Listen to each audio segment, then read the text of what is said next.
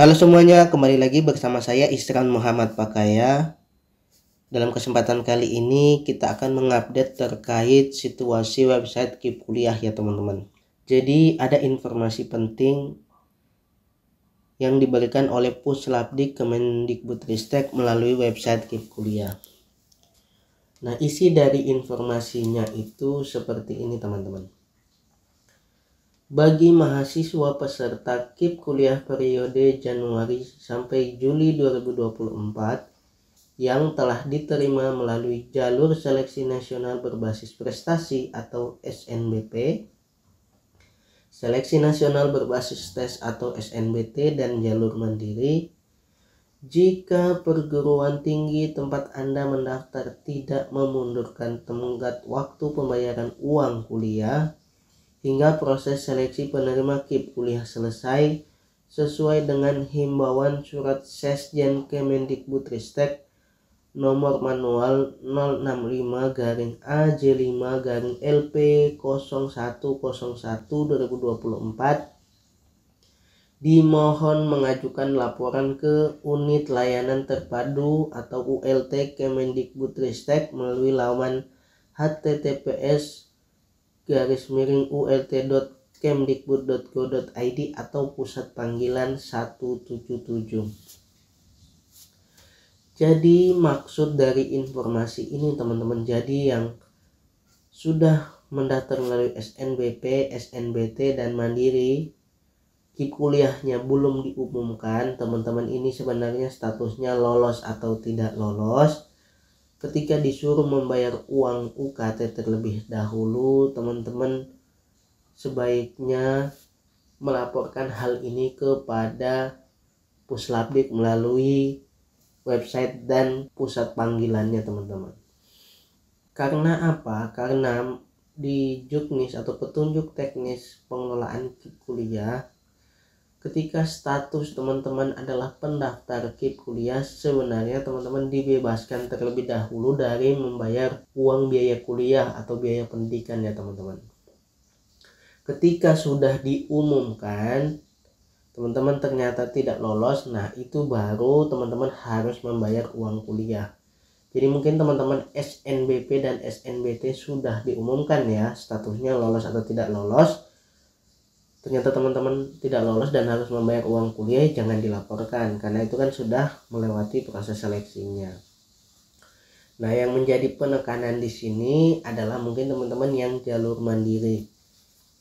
Jadi ketika websitenya terganggu, kemudian teman-teman mendaftar jalur mandiri baik PTN maupun PTS, diminta membayar terlebih dahulu. Nah, itu sebenarnya tidak bisa karena melanggar dan tidak sesuai dengan petunjuk teknis. Tapi teman-teman, ada beberapa PTS ya, umumnya PTS di sini harus membayar terlebih dahulu. Ketika lolos baru uangnya akan dikembalikan. Nah, di sini teman-teman harus pintar-pintar mencari PTS ya. Kalau memang teman-teman tidak punya uang untuk membayar terlebih dahulu, mending teman-teman cari PTS yang tidak perlu membayar terlebih dahulu. Apalagi teman-teman yang hanya mengandalkan KIP kuliah dan ketika KIP kuliahnya tidak lolos, teman-teman memutuskan tidak lanjut, mending teman-teman fokus ke PTS-PTS yang mungkin atau bahkan tidak perlu membayar biaya terlebih dahulu. Tapi kalau teman-teman mungkin punya uang dan bisa meminjam, ya tidak masalah teman-teman bayar, tapi itu menjadi satu konsekuensi untuk teman-teman. Teman-teman harus yakin ketika tidak lolos, uang itu tidak bisa dikembalikan teman-teman. Jadi teman-teman harus melanjutkan dengan biaya mandiri dan mencari beasiswa setelah teman-teman menjadi mahasiswa nantinya. Karena apapun keputusannya, yang menentukan teman-teman lolos dan tidak lolos adalah pihak kampus. Yang melakukan seleksi adalah pihak kampus teman-teman. Sebenarnya ini menjadi dilema juga ya. Bisa jadi menjadi cara kampus untuk mencari mahasiswa. Jadi banyak mahasiswa yang diiming-imingi akan mendapatkan KIP kuliah, teman-teman membayar terlebih dahulu. Kemudian setelah masuk ternyata teman-teman tidak lolos, itu seperti istilahnya kayak kita dijebak gitu ya. Cuman ini menjadi problema juga.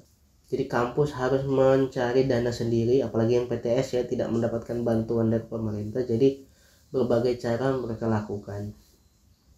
Nah, untuk teman-teman yang jalur PTN, mandiri PTN ya, PTN kan mendapatkan dana dari pemerintah. Ketika teman-teman harus disuruh membayar UKT terlebih dahulu, silahkan teman-teman laporkan ke laman dan pusat panggilan yang sudah disediakan. Karena apa? Karena mereka sudah mendapatkan dana dari pemerintah, tapi ternyata tidak mengikuti mandatori dari pemerintah untuk menunggu, karena sudah ada surat ya dari Sesjen Kemendikbudristek, itu sifatnya mandatori untuk seluruh PTN maupun PTS. Berdasarkan informasi dari Puslapdik bahwa websitenya akan pulih paling lambat di 29 Juli, berarti itu esok hari ya teman-teman.